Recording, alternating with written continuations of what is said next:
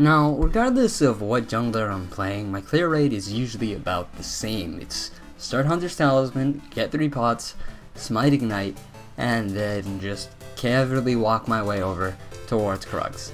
Now, yeah, Krugs not exactly the most optimal of clears for most junglers, but it doesn't really matter that Twitch's passive somehow managed to take your first creep and you're only level 1 and probably can invade anybody. Well, the standard clear that I do have is after getting Krugs is to immediately go to the enemy blue, hopefully they're on their second camp, and then we can go get first blood, get their blue, and then casually just walk out. Now you're probably saying, okay, he's level 1 against the Nidalee, and there's no way in hell he's actually gonna manage to get the Nidalee, but you're probably saying, okay, she was pretty bad there during the Ignite, she just walked away for no reason on a free auto attack, and I'll raise you the point by escalating this with an entirely different jungler against a different jungler, and then it's still working. Now you're probably saying this is a fluke, man, oh, what are you doing with this? Well, let's just do this again. Same jungler, same clear, just against Fizz this time. So it's as easy as a Q and an Ignite, and you'd actually be surprised by the amount of times this clear actually works. Like, you just need to pay attention to which lane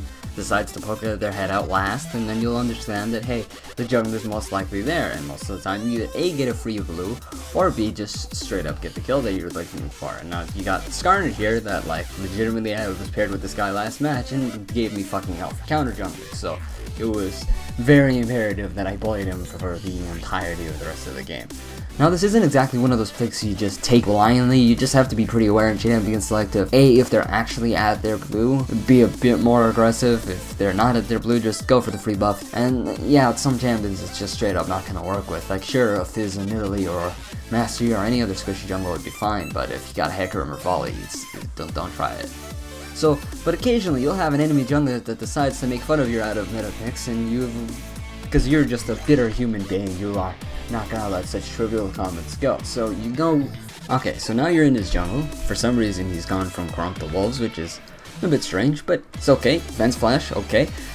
So you ward his blue, just see, he wards his blue, okay. So at this point you know that he has no other form of vision, and his teammates are locked in lanes, so you're just gonna do your best to sit inside a bush and watch as you see Wolfman walk around in circles a few times, being relatively confused because, let's reiterate here, he has no vision. If anything, it's a PSA on why warding is important, and then you hope he completely forgets that you're there. That way you can just casually walk into the jungle that he has no vision over and just take the blue. Now, there's a lot of ways to do this. I can go on the thing, save my summoner spells, but purely because you just want to go for a maximum Tiltarone, you see that he wastes a smite, and then you smite, and then ignite him, and let ignite do the rest of the work as you clear his camp, and then go on with the day. Now this next part is my favorite, is whenever they shit talk your pick, you take the words they gave to you, and send it right back at them. Okay, now this last clip isn't exactly related to the whole doing Krugs at level 2 and then getting first blood in blue, but this Jax was incredibly toxic. So the smartest thing to do here, and for the sake of infinite tilt, is instead of like attacking him or going into blue, I'm just gonna casually just stand over the wall, let him finish his camp, and then just ignite and walk away. But then again, you're feeling kind of remorseful for this entire thing, so you just decide to write an apology in the chat, completely sarcastically, because he disconnects near immediately after. Now, occasionally you'll just come across an oddity, such as seeing the enemy blue being gone. Okay, he's probably Welsh, his Gromp is up for some reason, and then you put 2 and 2 together, and you have to realize, I think I might be counter jungled while I'm trying to counter jungle. Now, instead of just worrying about this, you'll just go back into your jungle and just get the kill anyways, because he just literally handed it to you. So while I have your attention, let's just talk about the jungles I used for the remainder of these clips. Is that, well, Ahri jungle for one thing is pretty much the same as Diana. You'll try to help where you can, but for the most part, you shouldn't really be doing anything crazy until about level 6, because the mobility is pretty much your only ability to be a good jungler. Now, team fighting with her is a little bit weird in that, yeah, you just go and focus down Garrus. In this case, is overly Fred Brand, but realizing the rest of your team is died to pretty much every else, yeah, try your best pick off what you can, and yeah, most of the time in this case it actually did manage to work out for us pretty well, even though I did do a few stupid mistakes. For example, here I probably should have walked away from the Zac, but stayed instead and died for no reason. Still managed to get the kill.